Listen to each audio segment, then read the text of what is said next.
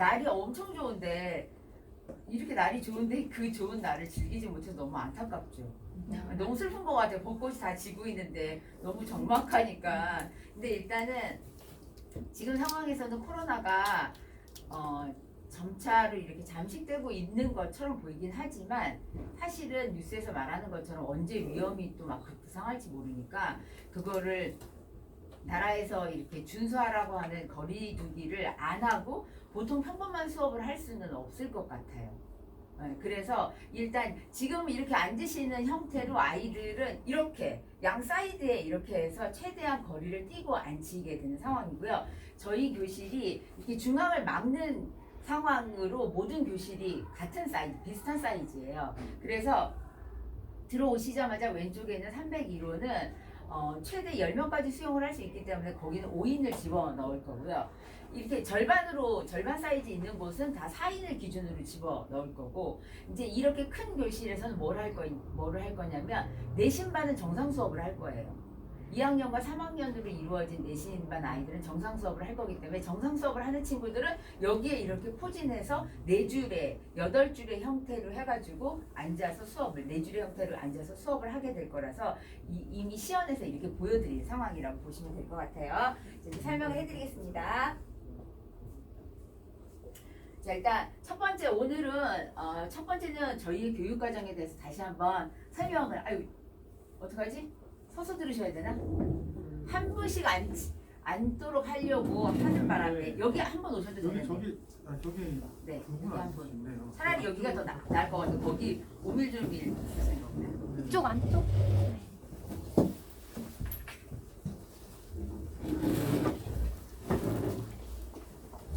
여기 안으로 들어가셔도 돼요.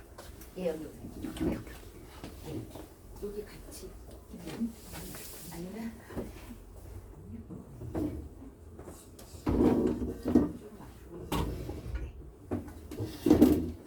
자, 세 가지 형태에 대해서 세 가지 컨텐츠를 가지고 말씀을 드릴 거고요. 첫 번째는 저희 교육과정이 어떻게 이루어져 있는지 간략하게 다시 한번 설명을 해드리고, 그 다음에 이 코로나 상황이 비교적 안정적으로 되고 아이들의 개학이 정상적으로 될 때까지는 반에 따라서 온라인 학습이 이렇게 병행될 상황이에요. 그러니까 온라인 학습을 병행하는 경우에는 어떠한 방법으로 저희 쪽에서 진행을 할 건지를 설명을 해드리고, 세 번째는 이렇게 온라인 학습과 병행을 했을 때 변동이 되는 수강료 부분은 어떤 방식으로 처리를 할 건지에 대해 설명해 드리도록 하겠습니다.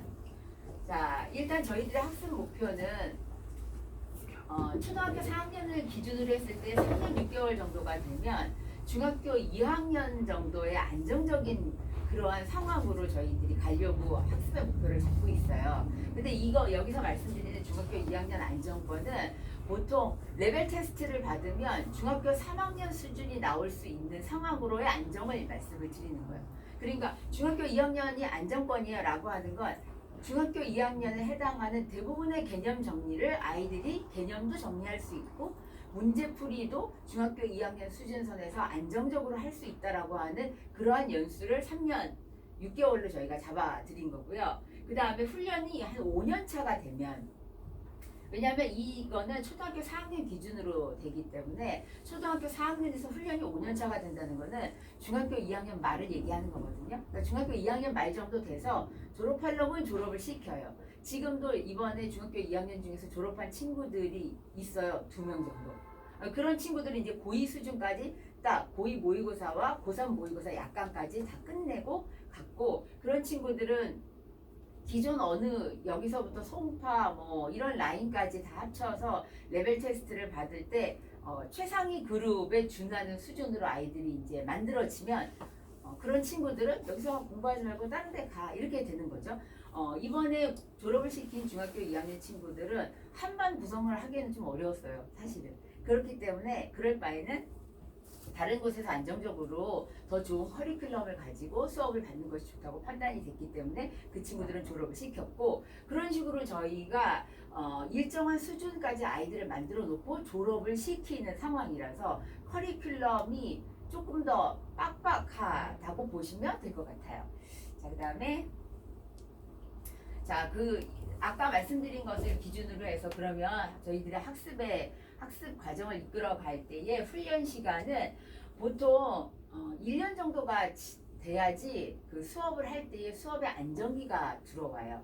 수업의 안정기는 뭘 말씀을 드리냐면 본선만 해도 충실해요.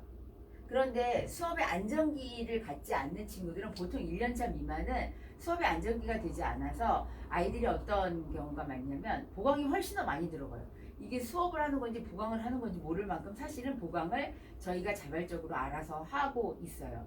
수업을 할 때에 보강은 어떤 방법으로 진행을 하냐면 기본적으로 본 수업 안에서 그 클래스를 따라가지 못하는 경우, 본 수업 안에서 클래스를 따라갈 때 그 친구가 진도를 못 쫓아가는 경우, 혹은 기본기가 너무 약한 경우, 이러한 경우에 한해서 아이들이 그때그때마다 그냥 거의 재빠르게 아이를 잡아내서 그 주간에 해야 될 부분을 잘 못 이행하거나 잘 습득하지 못하는 경우는 바로 그냥 그 주 안에 보강을 잡아서 저희가 자율적으로 보강을 하는 시스템으로 아이들이 수업을 진행하고 있고요. 그렇기 때문에 실질적으로 아이가 12개월이나 14개월이 아직 안 됐으면 그 아이는 본 수업 양과 비례해서 본 수업 양의 30에서 40% 정도 선까지는 지속적으로 보강이 항상 뒷받침되고 있다고 생각하시면 될 것 같아요. 자, 그러면 2년 차가 되면 수업이 이제 안정적으로 딱 이렇게 자리를 잡아요. 이 안정적이라고 하는 건 뭐냐면 오답노트 어떻게 해야 되는지 알아. 그리고 저희들의 그래머 채점은 각기 답지를 주고 아이들이 스스로 채점을 해요. 그러면 답지를 주고 채점을 하게 되면 아이들이 일단 답안지를 활용하는 방법을 알게 돼요. 답안지를 왜 활용해야 되냐면 답지는 보통 그 참고서에서 나오는 대부분의 문제집들은 아이들이 스스로 자기주도 학습을 할 때에 부족함이 없도록 답안지가 만들어져 있어요. 그렇기 때문에 답안지를 스스로 보고 거기에서 필요한 자료를 찾고 자기가 틀린 부분의 이유를 거기에서 설명받고 납득을 할 수 있게끔 아이들을 훈련하는 게 사실은 중요하다고 저는 생각을 해요. 그래야 아이가 나중에 혼자서 뭔가 공부를 할 때에도 답안지를 이용해서 대부분의 궁금한 부분에 60에서 70%는 해결할 수가 있어요. 그런데 이렇게 저희가 수업을 하기 전에 특히나 다른 곳에서 이제 넘어오는 친구들은 답지를 못 찾아요. 자신이 채점을 해야 되는 부분에 답이 어디에 있는지, 그리고 그 답지에 나와 있는 답을 어떠한 방법으로 활용해서 내가 틀린 부분이 왜 틀렸는지를 찾아내는 방법을 잘 모르는 거죠. 그러한 것들을 아이들과 함께 답지를 차근차근히 찾고 답지를 활용하는 것들을 아이들에게 다 습득을 시키는 거예요. 그렇게 습득을 시키기까지 시간이 어느 정도 걸리냐면 꼬박 1년 걸려요. 즉, 이 1년 안에는 선생님을 속이지 않는 훈련까지 들어가요. 왜냐하면 자기 자신을 위해서 답안지를 가지고 채점을 하는 거예요. 아이들이 보통 이제 케이스 바이 케이스여서 짓궂은 아이들이나 이렇게 딱 보면 눈속임이 가능한 친구들 같은 경우는 답지를 교차로 해서 채점을 저희가 합니다. 그렇지만 시간이 지나면 모든 아이들은 각자 자기의 답안지를 가지고 채점을 하게끔 돼 있어요. 그 이유는 답을 쓴 사람은 자기가 고민해서 그 답을 썼기 때문에 답을 채점하면서 왜 자기가 써서 생각한 답이 답안지의 답과 틀리는지를 자기가 고민할 줄 알아야 돼요. 다른 사람 것을 채점을 하면 어떤 상황이냐면요. 1번에 2, 4번에 5, 땡. 그 이상도 그리야도 아닌데 자기 걸 채점을 하면 이상하다. 난 이게 이 답이라고 생각했는데 왜 답안지는 이게 답이 아니지? 하는 그런 부분들이 있어요. 그리고 또 하나, 두 번째는 보통 요새는 갈수록 서술형의 서술형의 그 강도가 굉장히 높아지고 있는데 실제로 서술형이라고 하는 것은 답이 여러 가지 변수가 사실은 있어요. 그래서 아이가 특별히 아주 저항 그 훈련이 덜 된 친구가 아닌 이상 이곳에서 1년 이상 라이팅을 꾸준하게 훈련받는 친구들은 일단 기본적으로 영작을 할 수 있기 때문에 서술형을 쓸 때에 답안지가 요구하는 답 말고 이외의 답들을 자기들이 찾아내요.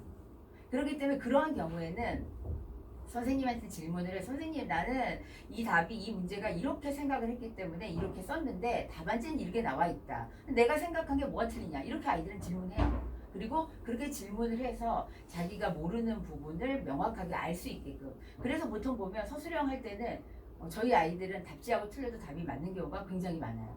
그래서 초등학교 같은 경우에 서술형 문제가 많은 문제인 경우는 옆에 앉아있는 친구들의 답이 다 달라도 너도 맞고 얘도 맞고 이런 상황이 벌어지는, 그렇게 해서 아이들이 모두가 다 시간이 지나면 답안지의 답하고 또 다른 창의적인 답안을 내가 만들어낼 수 있다.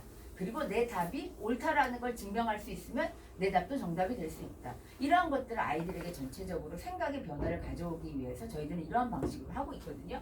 그렇기 때문에 2년차가 되면 수업의 안정기가 되는데 여기에 변수가 생겨요. 왜냐하면 저희들이 받는 아이들은 초등학교 4학년부터 시등을 하고 있는데 이제 1년차가 지나가면 아이들의 훈련을 되게 고되게 하고요. 실제적으로 이곳에서 1년 정도 이상 아이들을 보내보신 분들은 뭘 그렇게 자주 가? 가면 왜 오질 않냐? 이럴 만큼 사실은 보강을 많이 했었어요. 그렇게 해서 아이들이 여기 스타일은 어떤 스타일, 오답노트는 반드시 어떻게 해야 되는 것이고 이거를 하면 반드시 이 부분을 질문을 해서 짚고 넘어가야 된다라고 하는 것들이 아이들이 익숙하게 될 만큼 잘못된 오답노트라는 경우는 오답노트 두세 번씩 다시 시키고 다시 반복해서 개념 설명하게 만들고 뭐 이런 식으로 훈련을 하다 보니까 1년 정도가 되면 아이들이 좀 힘들어요. 그러면서 1년 정도가 딱 되면 비교적 아이들이 처음에 들어올 때보다 거의 다른 학원은 1년 반 정도 거의 2년차 되는 수준까지도 이제 아이들의 레벨이 올라가게 되거든요. 그럼 이제 교재가 바뀌면서 뭐가 되냐면 도약이 시작되는데 도약이 시작돼서 교재가 바뀌면 확실히 어려워져요. 그러면 이제 그때 내가 실력이 올랐는데 엄마 너무 어려워가지고 못 해먹겠어. 이제는 안 하고 싶어. 하는 그런 부분에 과도기가 일단 1년차가 지나가면 변수를 작용하는 거 하나가 있고요. 그 다음에 두 번째는 여기에 땡땡 총량의 법칙이라고 하는 건 뭔지 아시죠? 지랄 얘기하는 거예요. 지랄 총량의 법칙. 이게 아이들의 사춘기하고 이렇게 결부가 딱 돼가지고 원래 안 그랬는데 얘 왜 이러지? 하는 상황으로 아이들의 변수가 생겨요. 사실은 여기에는 1년 이상 오신 분이 절반, 그리고 신입생 분들이 절반 이렇게 오신 것 같은데 1년 이상 이렇게 여기에 보내보신 분들은 아시겠지만 우리 아이들의 그 디테일한 지랄적인 부분을 다 부모님한테 일일이 다 말씀드리지 않아요. 왜냐하면 일단 직장에서 근무하시는 부모님들도 많고 그리고 내 아이를 나는 집에서 밥만 먹이고 설거지 시키고 등 두드려가지고 학원 보내는 거 빼놓고는 나머지는 학원이나 학교에서 하는 거예요. 근데 그거를 엄마가 CCTV처럼 바르게 앉아, 다리 보지 마 이러면서 귀에 있는 이어폰으로 아이에게 지시를 하는 것도 아닌데 아이가 수업 시간에 하는 그런 부분들을 부모님이 일일이 다 아시면 굉장히 스트레스를 받으세요. 사실은. 그리고 저도 자식이 아직 뭐 중학교 1학년, 중학교 뭐 고등학교 1학년, 뭐 대학 뭐 졸업한 친구도 있고 하지만 그런 아이들이 학원에 가가지고 얘가 부족하거나 단점인 부분을 부모님한테 아무리 얘기해봐야 그래서 어쩌라고. 내가 얘를 거기에 가가지고 컨트롤할 수 있는 상황이 아니니 선생님이 그걸 알아서 해야지. 그거를 일일이 나한테 얘기하면 한두 번은 괜찮아요. 얘가 좀 그런가 봐. 집에서 얘기 한번 해봐야 되겠네. 이거 딱 한 번. 그 이외에는 얘기를 해봐야 소용이 없기 때문에 나머지 아이들이 이러한 과도기나 그리고 사춘기에 접어들어서 여러 가지 생기는 학습적인 변수 부분들은 저희가 조절합니다.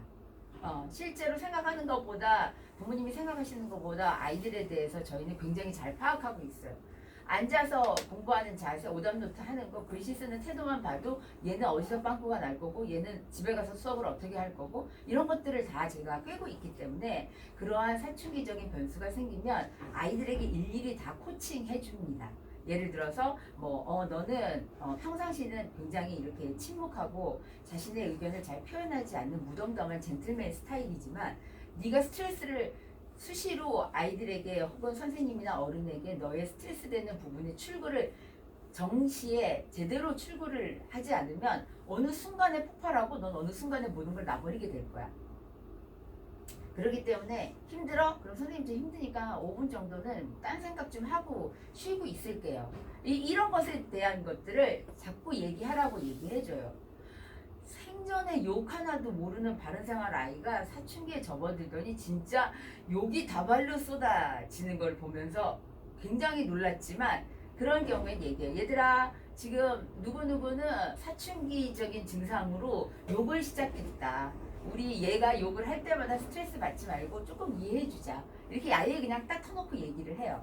그렇게 얘기를 해주면 그 친구가 욕을 씨발 재수없어. 오늘 재수없어. 막 이러면서 욕을 하면 옆에 있는 애들이 선생님 얘 또 시작이에요. 그러면 야 우리 어떻게 하기로 했지? 이렇게 물어보면 아이들이 네 그러죠 뭐 하고 애들이 다 무시하면 그것들이 보통 한 4개월 정도 이렇게 지나면 점차 누그러들더니 원래의 비교적 정상적인 아이로 이렇게 변화하는 거를 제가 늘 보고 있고요. 또 일단 여기에서는 욕을 사용하거나 아니면 거칠은 말을 사용하는 것을 안 된다고 생각을 해요. 저희 아이들은. 그렇기 때문에 시간이 지나면 선생님 이런 거 싫어하시지. 그렇기 때문에 스스로 자기가 조절을 이렇게 할 줄 알기 때문에 그거를 누가 하지마 한다고 해서 되지 않아요. 그래서 이제 어릴 때에는 아이가 워낙 순하면 부모님들이 아이를 이렇게 만져서 도자기처럼 만들려고 하시는 경향이 있어요. 그런데 실제적으로 인생에 있어서 지랄 총량의 법칙은 중학교에 터질지 초등학교에 터질지 고등학교에 터질지 대학교에 터질지 아니면 40대에 터질지 아무도 모르는 상황이에요. 사실은. 그렇게 모르는 상황이기 때문에 이러한 변수가 설령 저희들의 눈앞에서 그게 펼쳐지면 그 부분에 대해서는 부모님과 일단 사전에 협의가 있지만 나머지 부분은 저희가 조율하면서 여전히 학습적인 효과를 가지고 가요. 그래서 아예 언지를 안 드리는 건 아니에요. 얘가 요즘 뭐 그런 상황입니다. 저희가 좀 보고 있겠습니다. 이렇게 약간의 언지는 드리지만 그것을 매번 엄청 자세하게 디테일하게 부모님한테 CCTV처럼 보고하지는 않아요. 하지만 아이들이 시간이 지나서 나의 이러한 과도기적인 부분을 학원과 그리고 학원에 있는 선생님들이 다 이해해서 나를 억셉트 해주고 있구나 라는 상황 때문에 시간이 지나면 모든 아이들이 다 원래의 좋았던 모습으로 다 돌아가고 있기 때문에 그러한 부분 때문에 저희가 이걸 말씀을 드리는 겁니다. 자, 그러면 저희들의 교육과정이 어떻게 진행이 됐냐면 일단 모든 학습은 거의 개별 지도예요. 사실은. 그래서 학습과 보강과 간식도 다 개별적으로 차등이 있어요. 꼬마야들 같은 경우에는 간식, 중학생 애들도 이렇게 잠 다들 졸면 가장 괜찮은 애 한 명만 그 수업 시간에 제가 사발면을 먹이기도 해요. 그러면 그 사발면 하나로 인해서 모든 애들이 다 긴장을 하게 되고 그 아이는 기분 좋아서 먹고 뭐 이런 것들을 여러 가지의 차별적인 부분으로 저희가 학습을 제공을 하고요. 보강도 그렇고 그 다음에 수업의 패턴도 거의 다 아이들에게 개별적으로 맞춰줍니다. 진도가 빠른 친구들은 빠른 만큼 격려 많이 하고 칭찬 많이 하고 그리고 너가 여유가 되면 너 다른 친구보다 30분 더 끝났는데 여유가 되면 이거 하나를 더 하겠니? 근데 아이가 선생님 좀 쉴래요? 그러면 그래 너 쉬어라 하고 더 이상 작업시키지 않아요. 그건 왜 그러냐면 아이들은 어떤 것에 익숙하냐면 빨리 했어요. 그랬더니 작업을 또 줘요. 그렇게 되면 나 어차피 빨리 해도 시간 되면 나는 가야 되는 거니까 시간만 때우면 돼 라는 학습의 스타일을 가지게 되더라고요. 그래서 아이에게 물어봐요. 이게 다 됐는데 너가 다른 친구들보다 30분이 빨랐는데 너는 그러면 쉴래? 아니면 숙제를 할래? 아니면 나는 너가 요거 프린트 하나를 좀 더 해줬으면 좋겠는데 어떻게 할래? 그럼 아이가 선택해요. 그러면 그 선택에 따라서 자기에게 주어진 부분을 하게끔 하는 차별적인 개별 지도가 이루어지는 곳이라고 보시면 되시고요.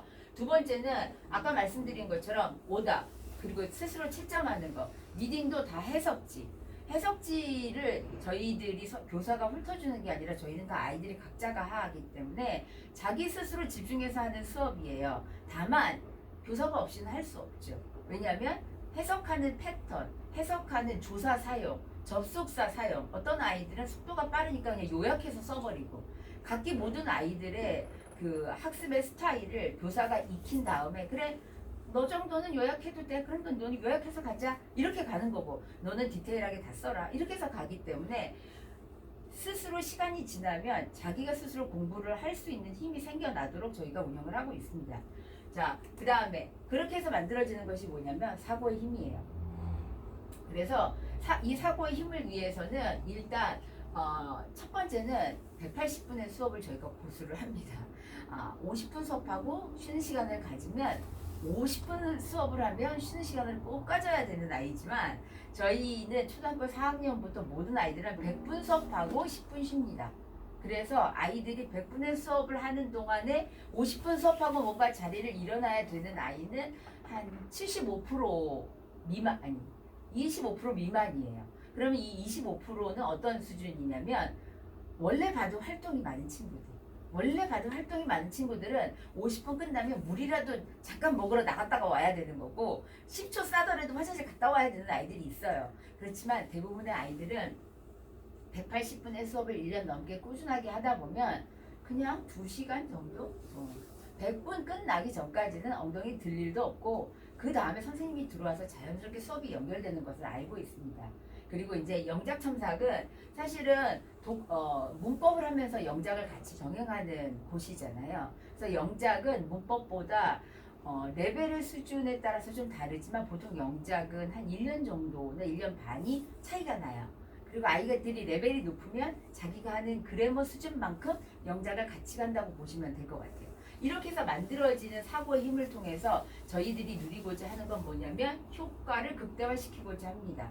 그래서 아이들에게 수업 시간에는 지금 부모님들이 하신 것처럼 다 또랑또랑한 눈빛으로 저를 봐주는 그것까지를 아이들한테 요구를 하는 거고요. 수업 시간에 최선을 다해서 열심히 하고 그 다음에 집에 가서는 너희들의 노는 시간을 니네들이 집중하는 것만큼 확보하거라 라고 하는 것이 이곳의 지론이에요. 실제적으로 공부는 선물을 받는 거랑 똑같아요. 그렇죠? 근데 선물을 받아야 되는데 손을 이렇게 하고 무엇을 선물을 받을지는 잘 모르겠지만 손을 이렇게 하고 받거나 혹은 손에 가득히 짐을 들고 어떻게 손에다가 선물을 받겠어요. 제가 아이들한테 맨날 그런 얘기 하거든요.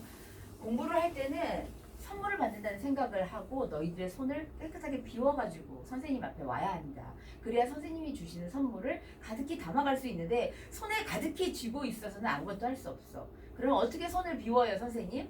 쉬어야지. 쉬고 그 다음에 멍 때리고 그 다음에 자기가 원하는 것에 몰입해보고 이러한 휴식의 타임이 있어야 두뇌에 공간이 생겨요. 사실은. 그렇기 때문에 아이가 진도를 빨리 했어요. 과제를 줄 것인지 아니면 쉴 것인지를 선택하게 해주세요. 라고 선생님들하고 항상 얘기해요.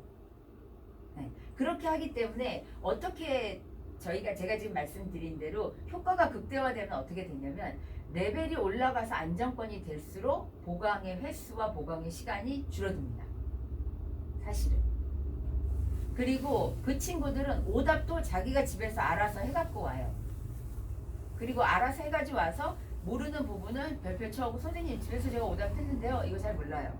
근데 이러한 학습을 제가 아이들에게 굉장히 중요하다고 강조하는데 그 이유는 제가 저희 아들에게 이제 중학교 3학년부터 수학을 시키고 있어요. 아이가 엄마 나 1년만 좀 일찍 시켜주지 그랬어. 할 게 너무 많다고. 대신에 이 아들은 중학교 3학년 때 수능까지 다 끝내놨어요. 수능까지 다 끝냈는데 1등급은 안 나오는 것 같아요. 그냥 1등급, 2등급을 왔다리 갔다리 해요. 근데 그 정도는 제가 그래 그 정도는 고3 내내 해서 1등급 만들면 되는 거지 라고 생각을 해요. 영어에 대한 비중을 줄여놨기 때문에 저희 아들은 그냥 일주일에 한 번 영어에 대한 감을 잃어버리지 않을 정도로 리핏하고 그 다음에 리마인드 작업만 하고 얘가 지금 전형을 하고 있는 것은 수학과 과학이에요. 그리고 제가 생각하기에는 대부분의 우수한 친구들은 다 비슷한 패턴으로 간다고 생각을 해요.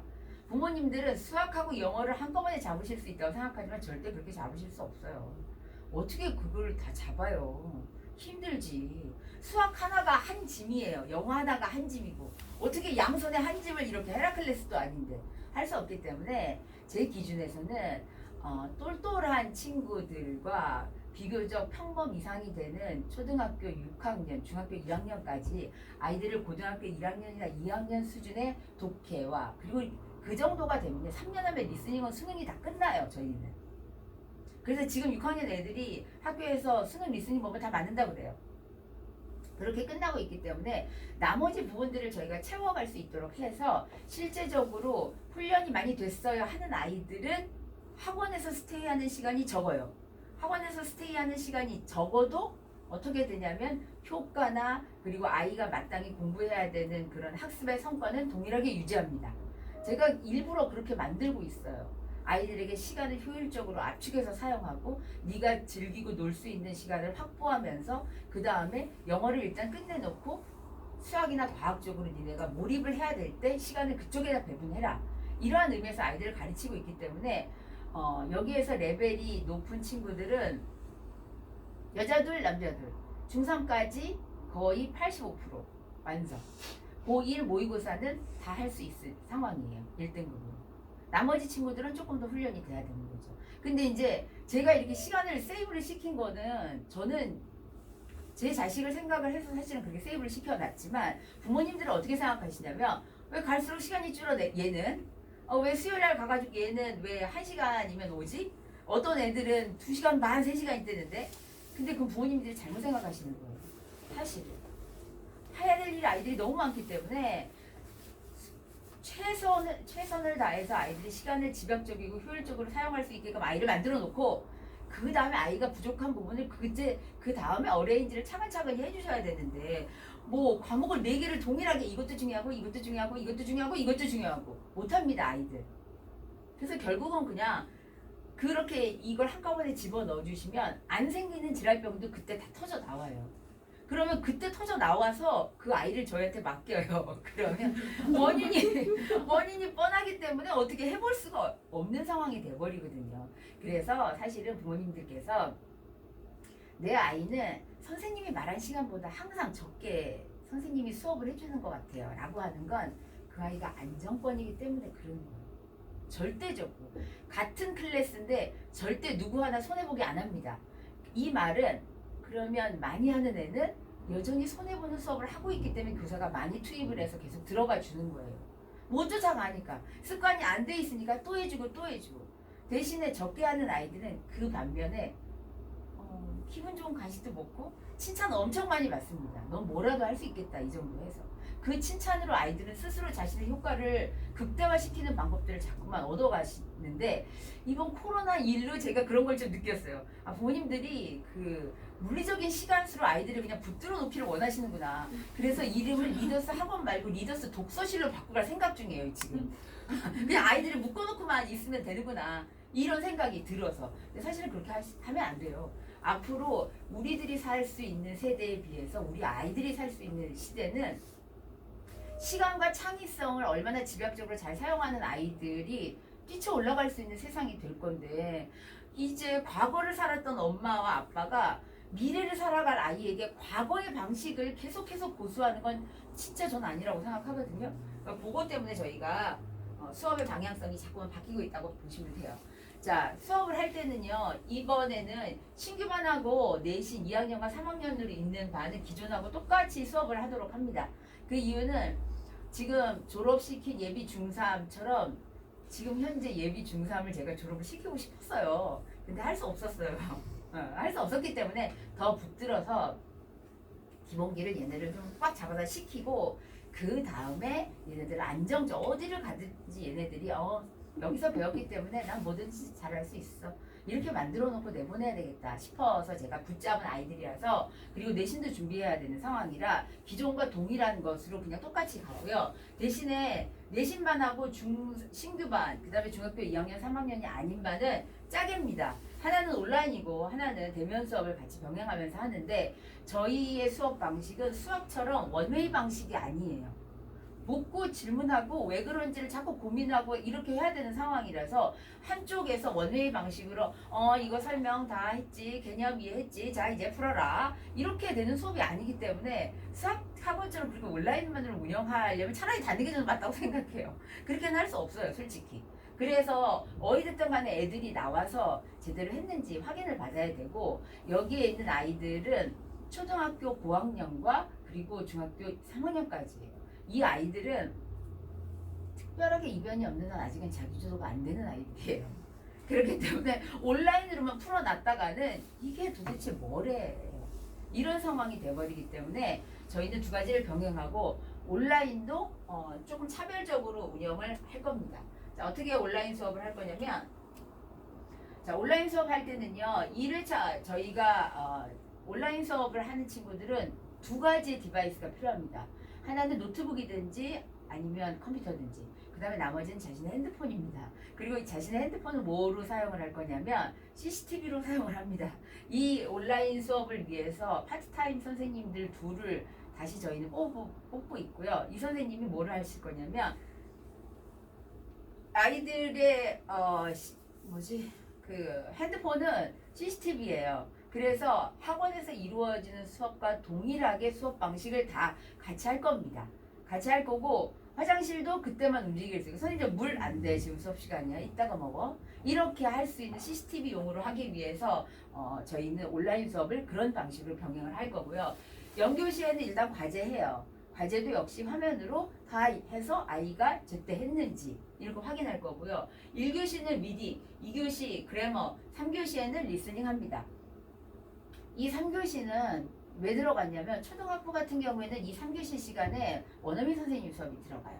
그러니까 초등학교 아이들한테는 이 시간에 리스닝 니네 해가지고 바로 미루지 말고 올려 이렇게 하려고 된 거고요. 그 다음에 중등학부 시간에도 중등학부 아이들을 보니까 좀 미루는 경향이 있어요.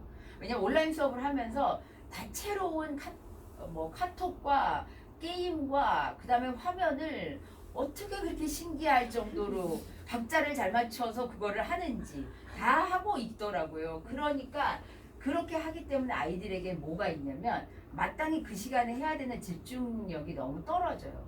저희 아들도 보니까 정말 복장 터져 죽을 것 같아요. 그래도 저희 아들 같은 경우에는 그래 네가 이제 자기 주도를 해야 되는 고등학생이니 네가 그렇게 하는 것조차도 시행착오라고 생각하고 내가 인정.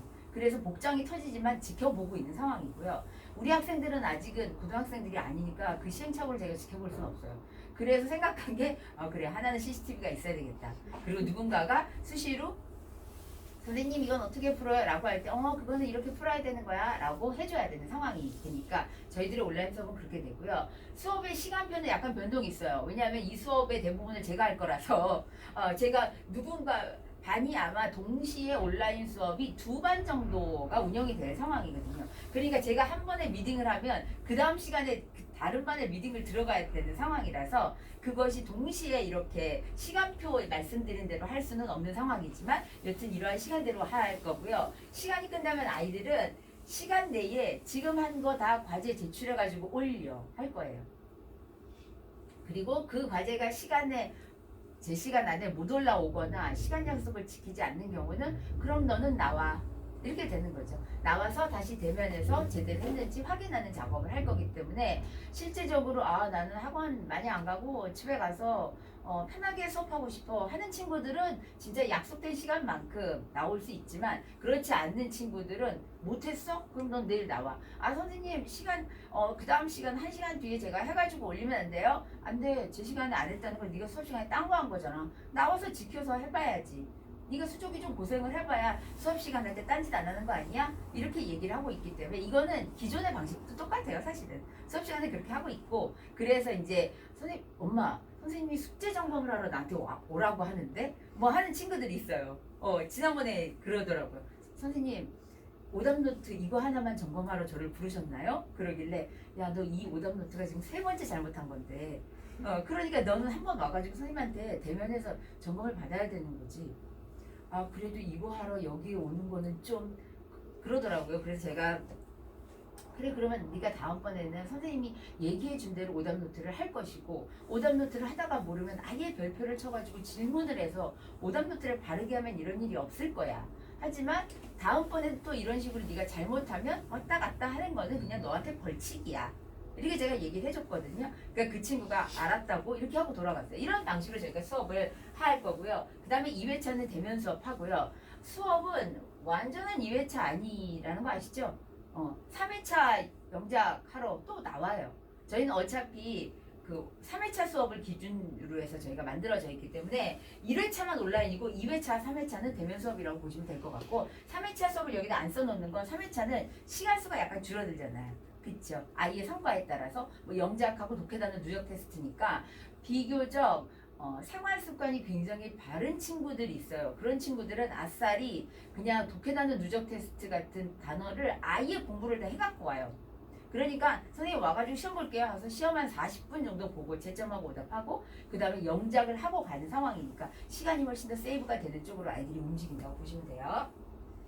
그 다음에 온라인 수업은 이런 방식으로 하게 됩니다. 일단 지금 현재는 제가 유튜브에 올려놓은 동영상을 닫아놓은 상태. 이게 부모님들이 오케이를 해주시면 다시 다 예전처럼 다 열릴 거고요.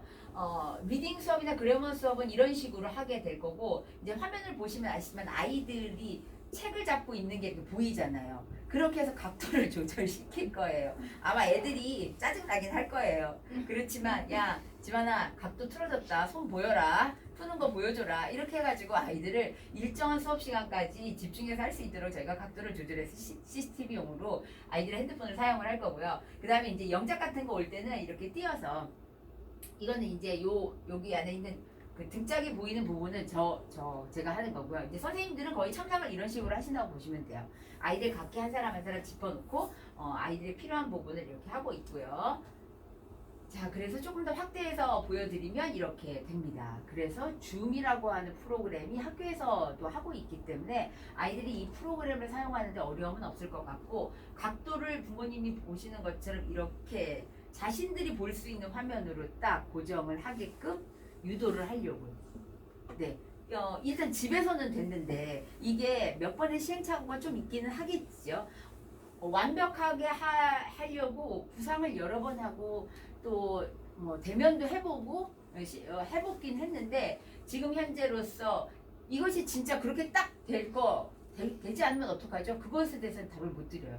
되지 않으면 부르기도 하고 전화도 하고 해서 아이들 태도나 이런 것들을 교정을 하겠다고 말씀을 드릴 수 있는 상황입니다. 그 다음에 이제 수강료 부분에 대해서 알려드릴게요. 분당 100 얼마 이게 다 정해져 있어요. 그것도 어학원이냐 일반 보습학원이냐 또 성북구냐 구리냐 강남이냐 모든 그 구역에 따라서 그 지역의 땅값의 기준에서 사실은 분당 수강료가 다 달라요. 그리고 그것에 따라서 다 허가를 받고 그 허가대로 반드시 해야 되는 상황이에요. 저희들의 수강료는 어떻게 이루어져 있냐면 180분의 정규 수업이 8번 들어가고요. 영작 수업은 100분이 들어가는 것을 월 4회 기준으로 만들어진 수강료예요. 그런데 실제적으로 아이들의 영작을 하는 날에 대부분의 80% 아이들은 150분 이상을 소요하고요. 어떤 친구들은 200분이 넘기도 합니다. 100분에 소요하는 친구들은 5명 정도밖에 안 돼요. 사실. 그런데 이것을 이렇게 하지 않으면 수강료가 너무 올라가 버려요. 그래서 사실은 제가 아이들의 수업 시간을 영작을 100분을 왜냐하면 정규 수업은 항상 정해져 있는 180분이니까 그리고 영작 수업을 아이들을 열심히 훈련시켜서 100분 안에 끝낼 수 있도록 효율성을 높여볼게요 라고 하는 목표 가치로 사실은 영작 수업 100분으로 잡아놓은 거지 사실은 150분 하면요 초등학부도 수강료가 35만원 수준으로 올라가야 돼요. 그러면 분당 수업료가 얼마인데요? 그거는 교육청에 하시면 홈페이지에도 나와 있고 다 나와 있어요. 근데 그걸 말씀 안 드리는 이유는 그럼 모든 학원들이 살짝 어길 수도 있잖아요. 그거를 제가 다 이렇게 말씀을 드릴 수 있는 상황은 아니어서 그거는 혹시 계산을 해보시고 싶으시면 그냥 교육청에 물어보시면 그냥 다 공개된 자료니까 그렇게 해서 보시면 되는 상황이에요. 자, 일단 수강료는 보통의 수강료는 주당 4.5주로 계산합니다. 왜냐하면 1년에 5주가 있는 것이 좀 있으니까 그래서 4.5로 계산하지만 사실은 저희 수강료는 아까 말씀드린 그거에다가 주수를 4.5로 곱한 게 아니라 심지어 4주로 곱해서 만들어진 시간이에요. 그래서 어떤 부모님들은 우리 수강료가 다른 곳에 비해서는 작다, 너무 많다 이렇게 생각하시지만 시간수에 있어서 비교할 수 없을 거예요. 사실은. 이거는 그냥 법으로 정해진 부분이라 저희가 할 수 있는 상황이 아니었고 그래서 현재는 초등부가 31만 2천원이고 중등부가 35만 원으로 이렇게 받고 있어요. 그것이 이제 1회차 수업분으로 해서 이렇게 나누어지게 되고 이번에 오시라고 하는 거는 이제까지는 달별로 수강료 계산을 저희가 했는데 이렇게 비상사태가 이제까지는 한 번도 없어봐서 환불에 대한 그런 부분들이 문제가 되지 않았어요. 근데 이 환불에 대한 부분들이 문제가 되면서 저한테는 무슨 어려움이 있었냐면 받은 것보다 훨씬 많이 해줬는데 많이 해주고 많이 줬는데 이런 생각이 드는 상황인 거죠. 그런데 부모님들이 그런 부분을 모르고 계시는 것 같아서 사실은 굉장히 당혹스럽기도 했고 한 번쯤은 짚어드려야 이렇게 되는 거였구나 하고 아실 수 있을 것 같아서 일단 짚어드리는 거고요. 변경이 되면 4월부터는 회차별로 계산을 할 겁니다. 왜냐하면 또 뭐 이런 변수가 생길 수도 있으니까 이참에 이 시스템을 그냥 명쾌하게 바꿔놓는 게 훨씬 더 나을 것 같아서 일단 회차별로 계산을 하는 걸로 해서요. 회차별로 계산을 하더라도 사실은 중등부가 12회를 기준으로 했을 때는 그냥 이 원래 내치셨던 수강료하고 변동사항이 없어요. 변동사항이 없고 영작도 5주 있는 부분은 4주로 이렇게 해서 하니까 그것도 변동사항이 사실은 거의 없다고 보시면 되지만 이제 올해는 굉장히 큰 달이 많아요.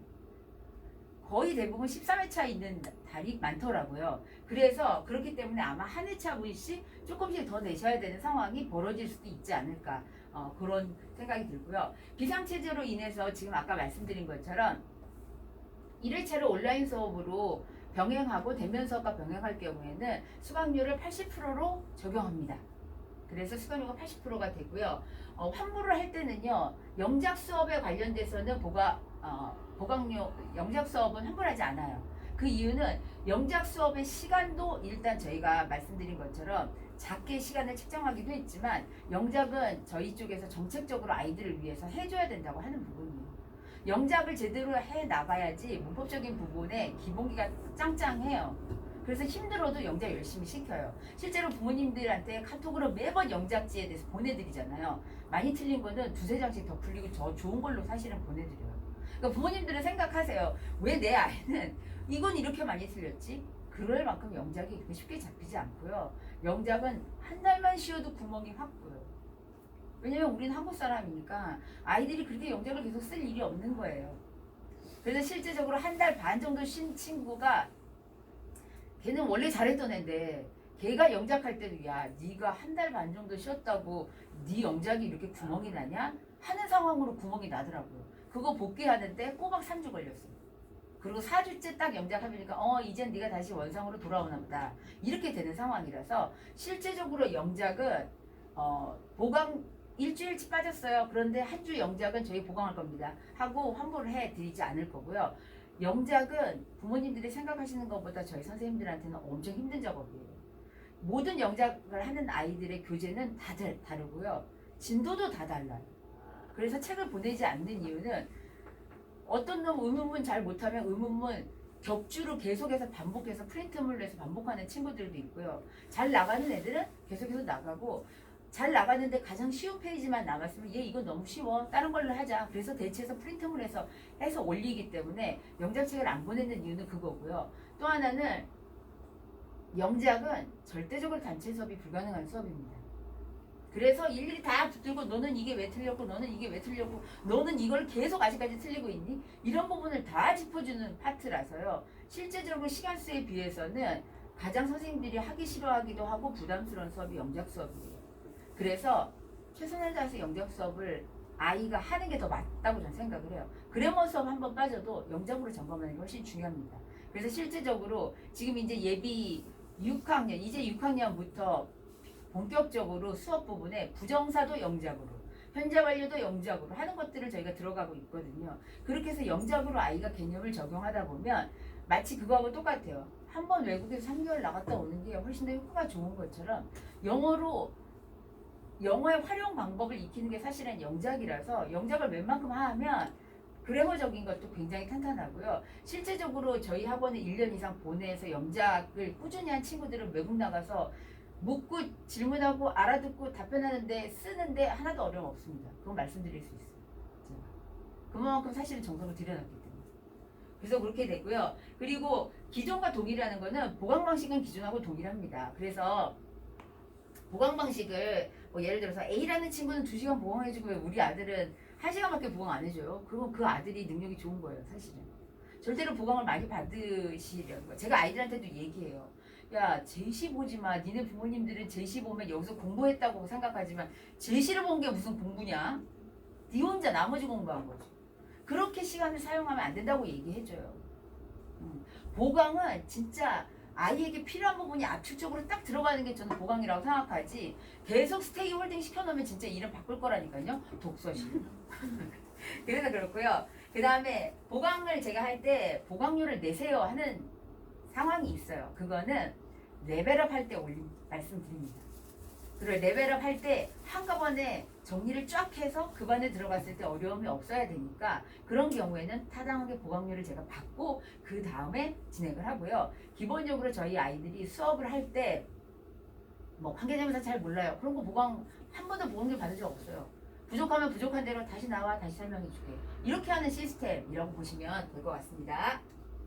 그 다음에 이제 4월달은 이렇게 휴원이 됐기 때문에 4월달 이게 달력이거든요. 거의 8회차 수업을 할 겁니다. 4월달에 15일이 공휴일이고 30일이 공휴일인데요. 아이들이 많이 쉬었기 때문에 더 이상 쉴 필요는 없을 것 같아요. 그리고 뭐 중간에 샌드위치 하나 이렇게 있는 거를 가지고 이렇게 뭐 놀러를 가실 상황은 또 아니시잖아요. 그래서 그냥 수업을 하는 게 아이들을 위해서 좋겠다 싶어서 일단 수업을 잡아놨는데 이거는 가족의 상황에 따라 뭐 여행이 잡히시면 그때 개별적으로 말씀해 주시면 되고요.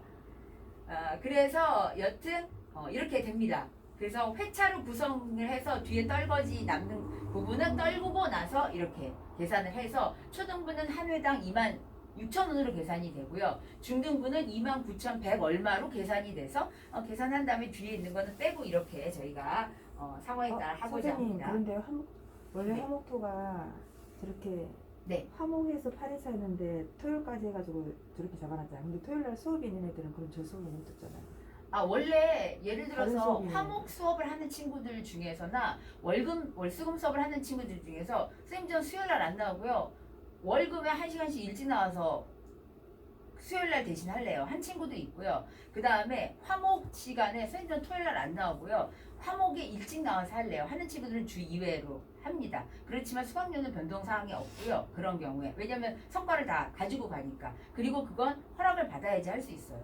모든 아이들이 저는 토요일날 혹은 수요일날 안 나오고 저는 2회차로 끝낼래요 할 수 있는 건 아니고요. 레벨 1과 학습적인 습관이 충족이 되고 수업 시간보다 1시간 일찍 나왔을 때 얘는 그게 충분하게 가능하다라고 하는 친구들에 한해서만 그것이 허락받아져서 그 친구들은 월급에 1시간씩 일찍 화목에 1시간씩 일찍 나와요. 그런데 저희가 토요일과 이 수요일 시간을 이렇게 말씀을 드리는 이유는 나중에 내신 대비나 이런 아이들이 보강을 해야 되는 상황에서는요. 저희들은 화목 아이들은 토요일 날을 이용해서 보강을 할 수밖에 없고 그 다음에 월급 아이들은 수요일 날이 보강 시점이 되기 때문에 일단은 저희가 시간표상에서는 이렇게 말씀드려요. 되셨어요? 네. 보강을 언제 네. 하는 거예요? 지금 정규 수업으로 8회가 들어가면 잠깐만요. 네. 네, 그래서 설명을 제가 할 거예요. 자, 그 다음에 제가 보강을 그 2월 마지막 주에 했던 부분에 대해서 보강한 내용을 안 보내드린 이유는요. 그게 왜 그러냐면 저는 보강을 이렇게 해요. 이렇게 다 지금 여기 애들의 보강 이거 써놓은 거거든요. 누구는 뭐 몇 시부터 몇 시 뭐 보강 뭐 한 거 이거를 다 쓰고 왜냐면 제가 말씀드렸잖아요. 보강이 수업이 아닌 거죠. 일단 2월 마지막 주는 저희가 2월 과정이 다 끝난 상태이기 때문에 보강을 한다라는 건 거짓말이에요. 과정이 다 끝났는데 뭘 보강을 해요. 그런데 아이들이 3월 첫째 주까지 쉬고 보니까 구멍이 나고 있다라는 걸 수업 시간에 확인을 했기 때문에 그 수업 시간에 구멍 난 부분을 이거는 이때 뭐 보강 하고 메모를 해놓고 그 메모한 부분이 제대로 보강이 이루어지는지 이렇게 적어놓고 있어요. 그러고 나서 사실은 보강 문자를 보내드리는 거예요. 뭐 어머님 보강에 대해 알려드립니다. 뭐 3월 20일에는 뭐 했고요. 3월 23일에는 뭐 했고요. 그리고 이번에 2월 마지막 주 보강은요. 보강을 뭐를 내용을 했는지 다 찍어서 보내드릴 거예요. 그게 제 스타일이잖아요. 뭐를 했어? 아이가 가만히 앉아 있었는지 뭐를 했는지 아이가 가만히 앉아 있는 건 저 보강했다고 얘기 사실 하지 않습니다. 아이가 가만히 앉아 있어서 제대로 못하면 넌 다음에 또 해야 되겠다. 다시 봐라. 이렇게 얘기하지. 그거를 얘가 이 시간에 보강을 완료했습니다. 이렇게 절대 보내드리지 않아요. 그렇기 때문에 2월 마지막 주 부분은 아이들에 대한 파악과 개별적인 부분이 달랐기 때문에 보강 문자를 보내드릴 수가 사실은 없었고 지금 아까 보신 것처럼 이게 채워지면 3회차가 다 채워진 부분 예를 들어서 여기 M5 밑에 하단부에서 두 번째 있는 부분들은 거의 빽빽하잖아요. 이건 보강이 다 찬 거예요. 그러면 그 아이들은 순차적으로 이제 저희 선생님들이 뭐 누구는 뭐 며칠 날 뭐하고 며칠 날 뭐하고 며칠 날 뭐해서 2월 마지막 주 보강은 완료입니다. 이렇게 제가 보내려고 사실은 했던 거고, 제가 그동안에 하도 길게 장문으로 뭔가를 보내드렸더니 너무 길다, 짧게 보내라 이래서 제 스타일 아시니까 당연히 이건 보강하겠지. 보강을 안 하면, 한 번도 보강을 안 하고 환불을 안 한 적이 없었으니까 그 부분에 대해서 그렇게 아실 거라고 생각했는데, 저도 바쁘고 막 이래가지고 이거 사실은 3월 9일날 애들 한 주간 동안 쫙 지켜보니까, 야, 2주 쉬었다고 이것들이 이렇게 잔머리가 들었어? 하는 상황이 비춰졌기 때문에 사실은 마음이 좀 바빴어요. 마음이 좀 바쁘고 어떻게 할까 했는데, 막 코로나 뭐 거리 두기하고 겹쳐가지고 이러지도 못하고 저러지도 못하고 막 이런 상황이 돼버리면서 약간 시차적으로 조금 늦게 제가 보내드린 것 같아서, 보강을 저희가 이렇게 해가지고 다 마무리가 되면 2월 마지막 주에 해당하는 부분은 다 보강이 완료되는 대로 순차적으로 보내드리도록 하겠습니다.